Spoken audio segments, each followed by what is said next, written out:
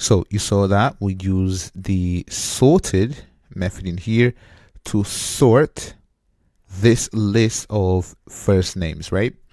So in here, you saw that we actually mapped. So we have the person and then we mapped into the first name. And then here we just said sorted. So the same with this very first test right here. But sometimes you might not even want to map into something and then compare. So in here, so sorting stream of objects, let's go ahead and instead of mapping, let's sort this initial list in here without mapping it.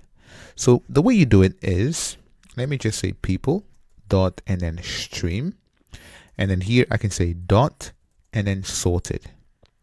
Now within sorted, this takes a comparator, and in here let's say together comparator, and then have a look dot comparing. And what I want to do is compare by the name. So here I'm going to use method reference. So person get first name, and you can also do age or any other field, but you can see that now we are not mapping to a string of names, but instead we're actually sorting the objects. So finally, let's say collect, and then collectors to list, and extract this to a variable. There we go. And here I'm going to say sorted or sort, doesn't really matter, and sort dot for each system dot out colon print line.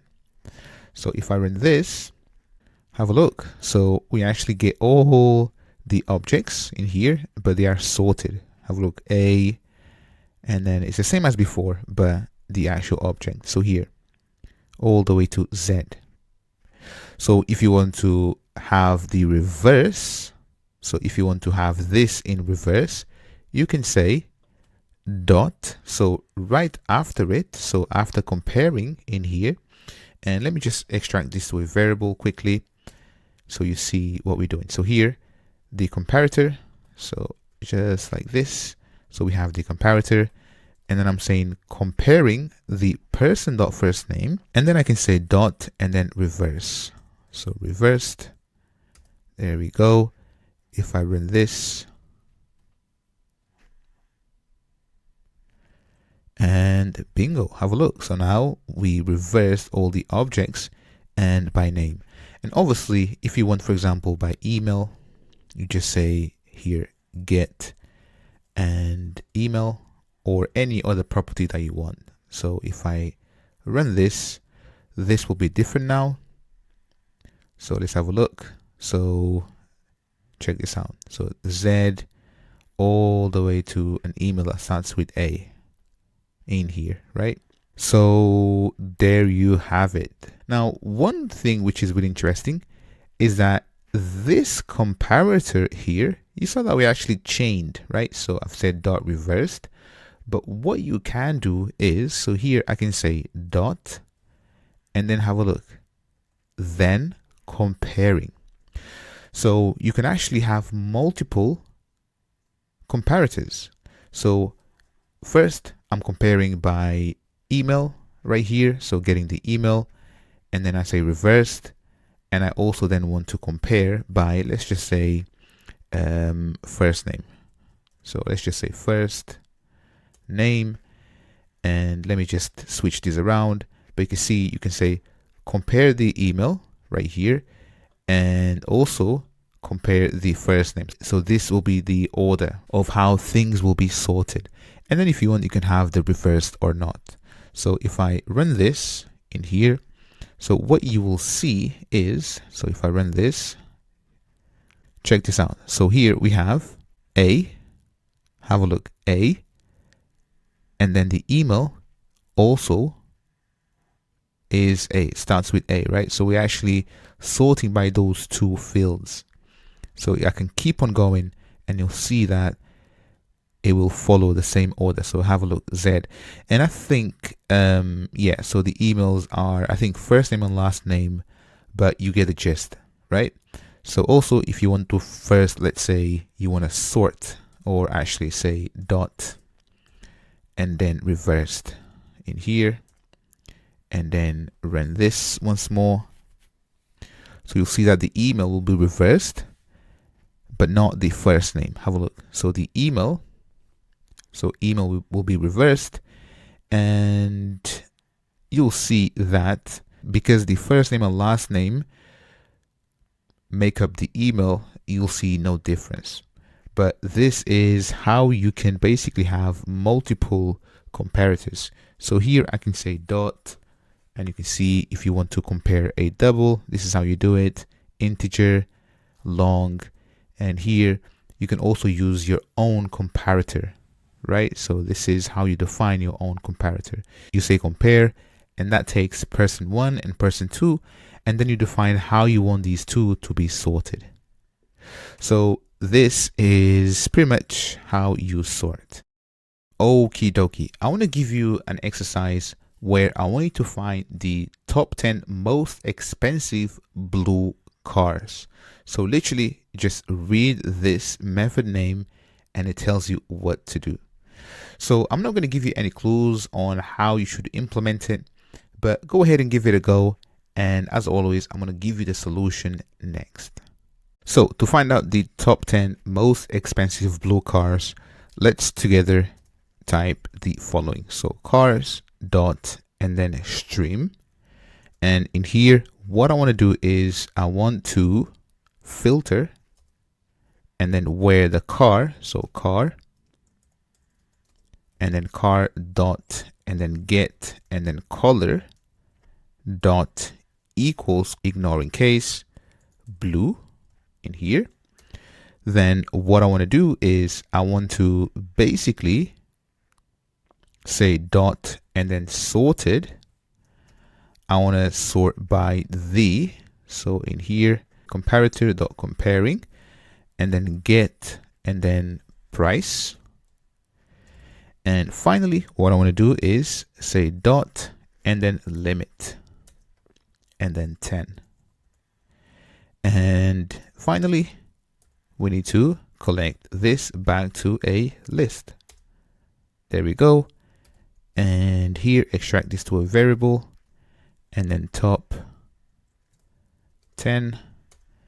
And if I say top 10 dot for each system.out.println, or actually column println, and then run this, there we go. Have a look. So these are the top 10 most expensive cars which have the color blue. So this is the cheapest one right here. So the first car, which is like 6,000, and then 10,000, 14,000, 15, 19, and this is the most expensive one right here, 26,317. So there you have it. If you have any questions, please do let me know. Otherwise, catch me on the next one. So for this section, I thought it would be really nice for me to give you an exercise. And what I want you to do is the following. So in here, we have two tests. So joining strings and then joining strings with streams. So for this method right here, go ahead and implement this logic without using streams, right? So what I want you to do is to basically take all of these elements and I want you to uppercase the first letter in here of each name.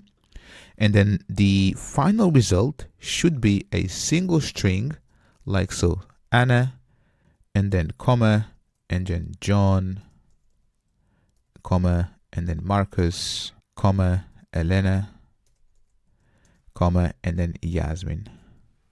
So go ahead and see how you're going to do this without streams, but also the same with streams.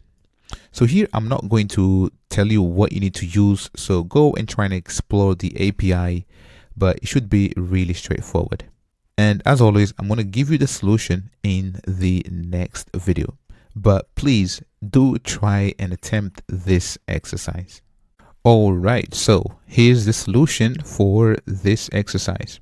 So for joining strings without streams, i.e. using imperative programming, so what I've done is I created this string builder and I've named it join, and then I loop through names, and then I just append each name to this join variable, and at the end I also append the comma right here and the space. Now at the end, what I do is I say join dot substring 0 the length minus 2. And this is because, so here, this is because if I just shout, I just want you to see. So if I just shout join and run this, there we go. So you can see that this is without the last substring. So you can see that I always get this comma here, and then I removed it like so. So this is with imperative approach, and you can see that it's kind of ugly, it's not beautiful, and we can do much better with streams. Now if you attempted with streams and you've managed to do it, well done. But basically it's very simple. So all we do is we say names dot and then stream, and then I'm going to map. So here let's map. We're going to take the name, so I'm going to say n, or actually let me just say name, and in here what I'm going to do is I'm going to return, I'm going to say name, so basically the exact same thing as I've done before. So in here, so let me just take this right here and I can just put it like that, and in here instead of append I'm going to say plus and then name right here, substring, and then 1, right? So I want to get the rest. Now obviously here you can return immediately, so I can replace with lambda expression and it becomes neater. So let me put this on a new line, and there we go. So finally what we need to do is say dot and then join, right? Or collect, you've seen collectors, and then collectors dot and then join. I was just showing you the shortcut. So basically usually I just say join, and then this gives me auto completion. So here I want to join, and the way I want to join these is by comma. So that's the delimiter, and there we go. So now if I extract this to a variable and I name this join, and if I shout and then join, you should see that this is a much elegant solution because I don't have to strip, and also I don't need to loop, so on and so forth. Have a look. So this is beautiful stuff. So if you have any questions on joining strings, please do let me know. And also you saw that I've used a delimiter, but here you can use any delimiter that you want. So here maybe you want a pipe, for example, and you should see that this will now be pipes in between. There we go. And basically you can do whatever you want depending on your needs. If you have any questions, please do let me know. Otherwise, catch me on the next one. By now you should have a complete understanding of streams, how they work, and what I want to focus in this section is just to basically break it down and make sure that upon completion you understand, for example, what collect means, because we haven't covered this right here and other things that I want to cover in this section, but this is just to solidify your knowledge on Java streams. So what I want to cover here is this collect. So you saw that you've learned about what this means, you learned about map, so on and so forth, filter, reduce, but in here collect, so this basically takes you from the abstraction or for the sequence of streams back into the list, right? So the list of results, this is your result. Now this collectors.toList, let's together explore what this is. So before I actually navigate into this method in here, so collectors.toList, let me say that we can actually rewrite the entire thing. So if you were to basically delete this and then press Command P, you can see that we can pass a couple of things inside, and mainly you can see one supplier and two by consumers in here. So let me actually explain what these are. And also, if you want to learn about suppliers, consumers, by consumers, and all of that stuff, check my Java functional course where I teach all of this.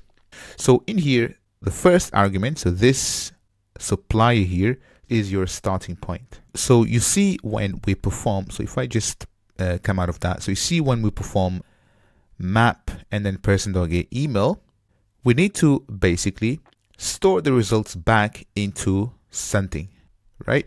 So in here, what we want to say is the supplier, so the first supplier or the starting point will be a list. So here, this takes a lambda like so. And because it's a supplier, we need to tell it the data structure that we want to use. So here we want to use a list. So you say new and then array list. So in our case, we want to store strings, right? So emails. So this is the first thing that we pass in. The second thing, so here, the second thing, so if I press comma, is the by consumer. So the by consumer is how, or you can see that basically it's a by consumer, but the parameter name is the accumulator. So the accumulator is how we add to our list. In our case, this takes the list followed by the element that we want to add, or the email in our case. And then here, this is a lambda like so. And now I'm going to say that the way that I'm going to add an element is by simply invoking list dot and then add and then the element. Then the final thing which I need, so press comma and have a look. The last thing is the by consumer, and this is the combiner. And this right here says given two lists, so list 1 and list 2 right here.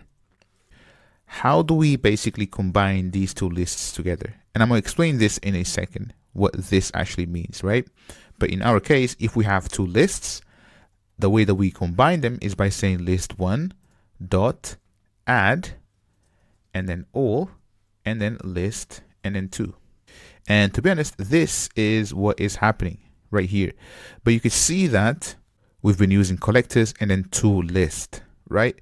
But if you want to know exactly what is happening, this is what you should do.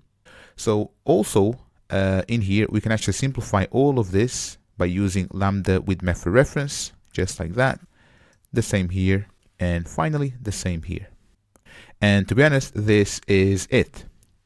Now, if I run this code, so in here, I just want you to see that this will actually work as if we were using collectors.toList. So just give it a second there. And there we go. So you see that I've mapped all the emails in this case, right? So there's 1,000 emails in there.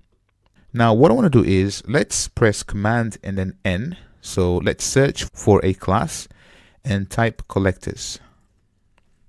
So have a look. So java.util.stream. Open that up. And in here, you can see that this has a bunch of things. But what I'm interested is, if I click on structure, you can see that here I can see all the methods. Have a look. Collectors.toList. So this is the one that we've been using. We've also used toSet. But let's have a look at the collectors.toList. So select that. And then let me close this and have a look. So this is kind of the same implementation that I had, but it's a little bit different. So here you start with a list and then the element, this is how you add them. And then given two lists, this is how you add. So basically their implementation is a little bit different, but you can see here it also uses generics. And if you want to learn about generics, I also have a course on generics, so you can understand what all of this means. To be honest, this is pretty much how the collect works, right? So you can also have your custom collectors if you want to do so. If you have a special need, you can have your own collectors instead of using the default one. And all you do is, if I go back to this class, This collector right here, it's an interface. So if I select that, have a look, it's an interface, and you can override this interface and then have your own implementation. So if you have any questions on this, please do let me know. Otherwise, catch me on the next one. Okie dokie. Let me go ahead and explain this third argument that we pass inside of the collect method. So let me quickly just replace this with method reference and lambda right here. So remember I said that this is list and then 1 and then list and then 2, and then here we change to list 1, and then here we change to list 2, right? So I said that this is how two lists are added together. Now, why is this, right? So why do we need this, right? So because here we have an array, which is our starting point. Then this is how we add elements to it. But then here we have two lists. Well, the reason being is that streams are really powerful. And when you perform computation, sometimes you can take advantage of the multi-cores on your CPU, which means that you can speed up some work, right? So if I just go back and replace this with method reference like this, in here, if I press Command and then N and search for collectors, as you've seen before, and this method toList, actually, this is an interface. And if I select this interface, and if I scroll down, so you've seen the supplier, you've seen the accumulator, but here, have a look, the binary operator or the combiner. And it says that a function that accepts two partial results and merges them together. The combiner function might fold state from one argument into the other and return that, or it might return a new result container, right? So this means that you can have two or more threads working on a task, and then one thread does a set of elements, the other thread does the other set of elements, and then at the end, you combine them together. So this is what this is used for. So I'm not going to go too much in detail on how to basically take advantage of this, because this is something that you're not going to be using at all, in my opinion. But it's good to know that if there is a time where you actually need to take advantage of using multiple threads, then this is how things are done. And to be honest, it's nothing that complex. All you need to know is the collect implementation. And as I said, if you want to have your own implementations, you can go and explore how to have your own collectors. If you have any questions, please do let me know. Otherwise, catch me on the next one. Okie dokie. So still within this class in here, so understanding streams, I do have this method called lazy, and within I do have system.out.println, and I've enclosed this entire set of collectors and streams and maps, so on and so forth. So what I want to talk to you is the fact that streams are really, really powerful yet again. So I've mentioned this, but I just want to stress out. So you see, when we use imperative programming, our code always executes regardless of our logic, right? So if we have an if statement, it always executes. If we are adding to a list, it will always run, right? Now you might be asking, okay, so what do you mean, right? So in here, I've got this method or this test, which I'm going to run. So if I run this, I just want you to see the output. So have a look. So we have filter, yada, yada. And I'll come back to these lines because I want to teach you exactly the order that these are executed, right? But what I want to show you is, so you saw that our code did run, right? So it executed. Now, if I comment out the last line, so collectors.toList. So if I comment that out, now if I run the exact same test, have a look. It says Java util stream reference pipeline, and we have no results whatsoever. And with this in mind, streams are lazy. Streams are lazy, which means that it will only run when you invoke any terminal operator such as collect, sum, so on and so forth, as you've seen, right? Also grouping by, so on and so forth. So in here, I'm not calling collect. Therefore, you can have as many streams, so as many pipelines in here. You could have 1,000 of these if you wanted, but none of this will be triggered because streams are lazy. I didn't mean to do this.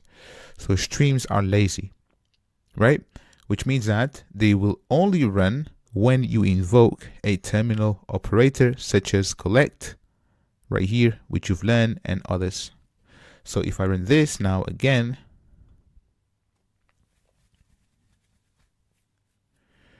you should see that we have the results again in here. So all I wanted to say is that streams are lazy. If people talk about streams, you know that they are lazy, and that is they only get executed when any of the terminal operators are invoked. Whereas if we are writing imperative programming, then our code always executes no matter what, right? And that concept is sometimes people say eager. So eager means that it always executes, and then lazy, it will only do something if something else invokes it. And this is the case with streams. Okie dokie. So the last thing that I want to cover here is the order that these streams process data. So in here, you don't have to write anything. All I want you to do is just to run this lazy method in here. And this contains all the logic in here. But basically, I'm getting the cars, streaming, filter, map, and then map to a price. And here I'm actually saying plus 14%, and then collect back to a list. So what I want to do is, and also you can see I have some statements right here. So system.out.println. And what I want to show you is the way that these are actually invoked. So you might think that streams are really slow, but to be honest, they are really optimized. So if I run this, there we go. And if I put this full screen, I just want you to have a look at something here. Let me just collapse this like that. So have a look. So we filter a couple of cars, and then have a look here. Filter car, and followed by mapping in here, followed by another mapping. So what is happening is, so here we filter a car which is less than 10,000.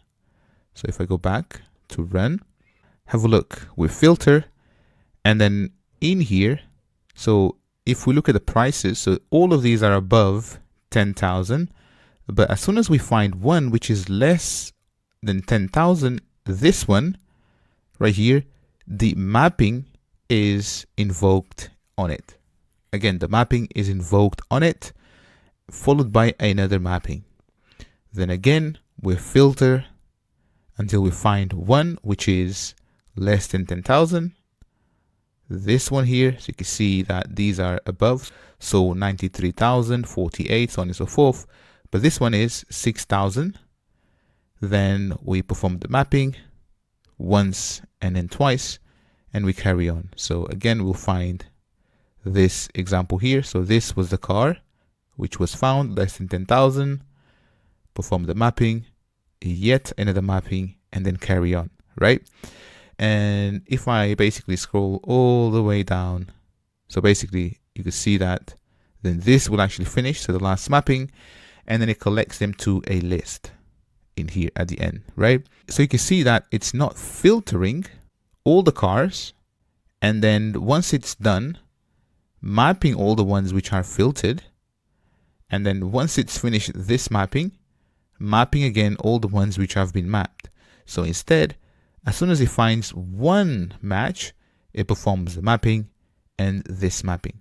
Whereas if we were to implement this ourselves using imperative programming, then you know the gist, how it goes. So we start with an empty list, then we add all the cars which are less than 10,000, and then after that we complete, then we perform our mapping in a separate method or loop as well. Once we're done with this, then we also perform the last mapping, And bear in mind that we also have to keep on adding these to the list that we initially start with, right? So the empty list. But you can see that streams, they actually really optimize the way that they perform things. And you know, you might be saying, so are they really slow? Are they fast? Should I use them? And the answer is absolutely yes. So I've worked in, you know, production systems where we use streams, to be honest, quite a lot. And again, as part of this course is teaching you how to move away from imperative programming so that you can focus on writing code that matters. And this is what streams allows you to do. This is all for this video. If you have any questions, please do let me know.